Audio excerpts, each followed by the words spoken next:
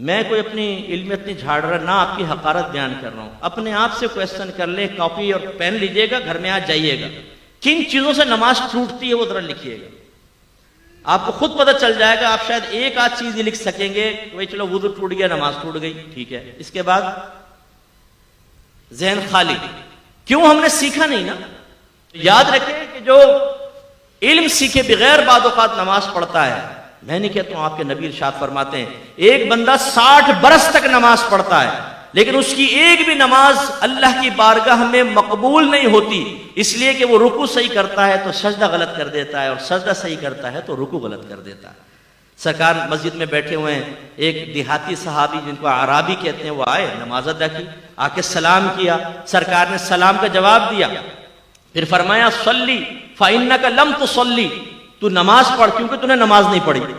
بڑا حیران ہوا, گیا پھر نماز پڑھی, پھر آئے, سرکار نے سلام کا جواب دیا, فرمایا یہی جملہ, جاؤ دوبارہ نماز پڑھو.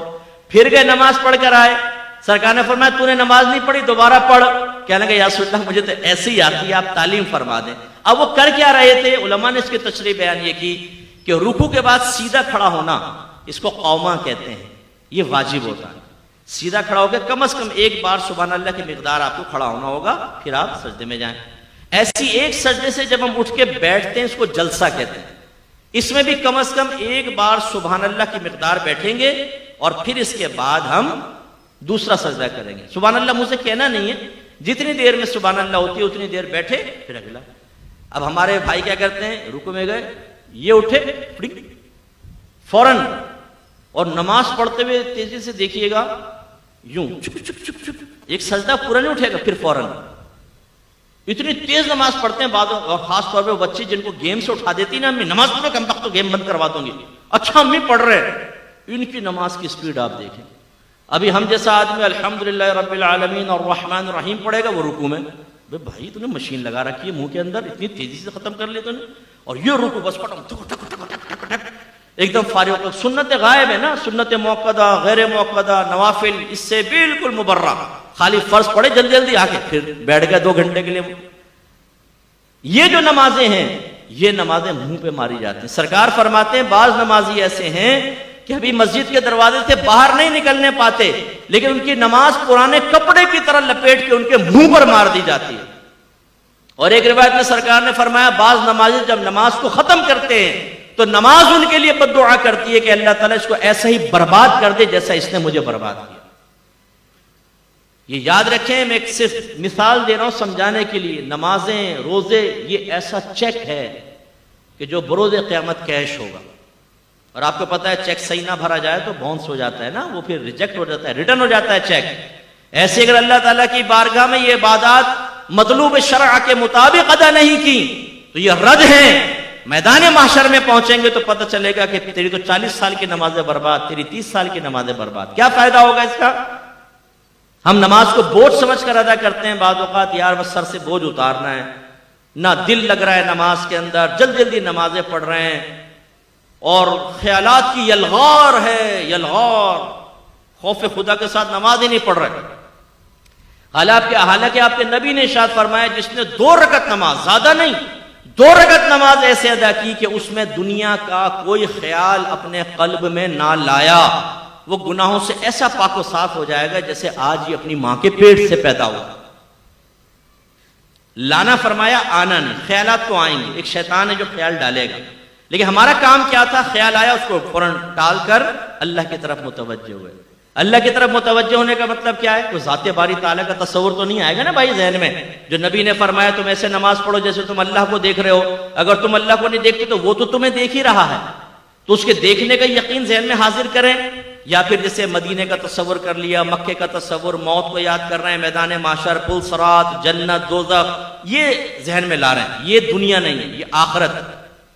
یہ خیالات آ جائیں, اور اسی طرح اگر کوئی خیال آ گیا زوجہ کا, بچوں کا, کرکٹ کا, کاروبار کا, جیسی آئے فوراً جھٹک دیں. یہ نہیں کہ آپ سوچنا شروع کر دیں.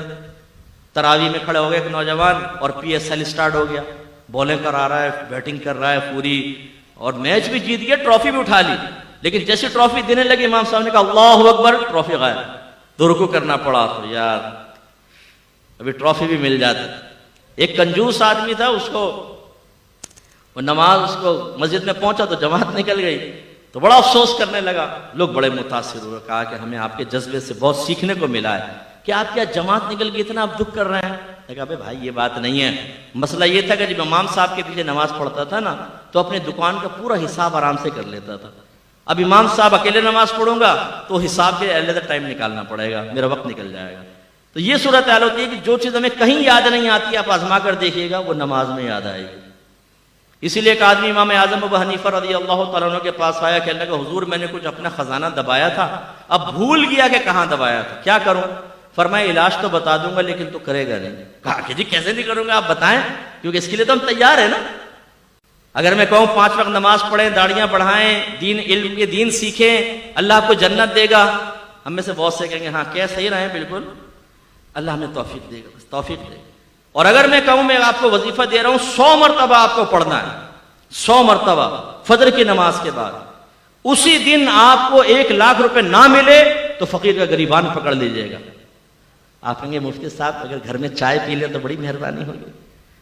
پھر آپ اس کو پوچھیں گے، پوچھنے کے بعد اگر میں یہ بھی کنڈیشن لگا دوں کسی نے شور کر دیا نا یا آپ بھول گئے گنتی، ختم، دوبارہ شروع، تو آپ اس کمرے میں داخل ہونے سے پہلے گھر والوں کو کہیں گے کوئی آئے نا ٹانگیں توڑ دوں گا، تم لوگ کم بخت ہو، نکل جاؤ، بچوں کو باہر نکالو گھر سے.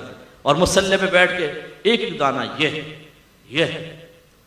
یہ ہمارا استغراق ہے. کیوں کہ مادی شے ہمارے سامنے آئے تو ہماری کامل توجہ ہوتی ہے، اور آخرت کے بارے میں کہیں تو بالکل بھی نہیں ہوتی.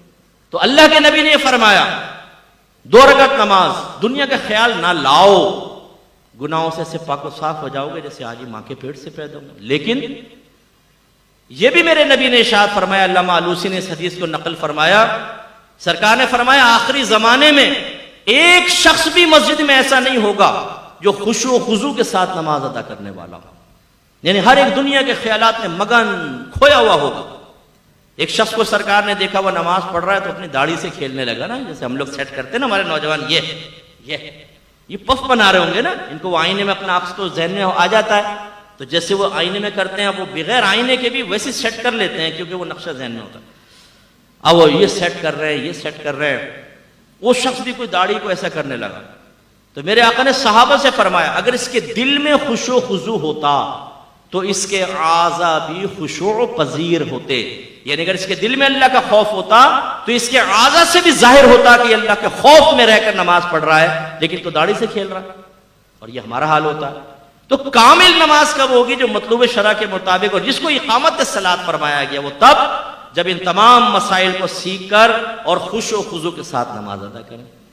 تو آپ برا نہیں مانیے گا، اپنی پچھلے پورے مہینے کی نماز کو آپ سوچ لیں، کوئی 2 رکعت نماز ہم نے ایسی ادا کی جس میں دنیا کا خیال نہ آنے دیا ہو. میری کوشش ہوتی ہے، اللہ مجھے عجب خود پسندی سے بچائے، میرے رب کا ہی کمال ہوتا ہے سب، لیکن میری کوشش ہے کہ میں لوگوں کو اصل دین کی طرف لے کر آؤں، احتساب کی طرف لے کر آؤں. اللہ جس کو توفیق دے. تو میں جب جمعے کی نماز پڑھانے لگتا ہوں تو میں سب کو کہتا ہوں یہ 2 رکعت نماز حدیث سنا دیتا ہوں اور کہتا ہوں کم از کم یہ 2 رکعت نماز ایسی پڑھنی ہے کہ دنیا کا کوئی خیال دل میں نہ آئے. ہمت کیجئے گا. پھر تکبیر لگاتے ہیں، اللہ تعالیٰ یقیناً بہت سوں کی مدد کرتا ہوگا، اور ہو سکتا ہے میرے پیچھے جو نماز پڑھ کے نکلتا ہو گناہوں سے ایسا پاک و صاف ہو چکا ہو جو آج ہی اپنی ماں کے جیسے اپنے ماں کے پیٹ سے آج ہی پیدا ہوا ہے. یہ تو اللہ کا کرم ہے نا، جس کو اللہ تعالیٰ توفیق دے دے. تو یہ ہمیں بھی کرنا چاہیے.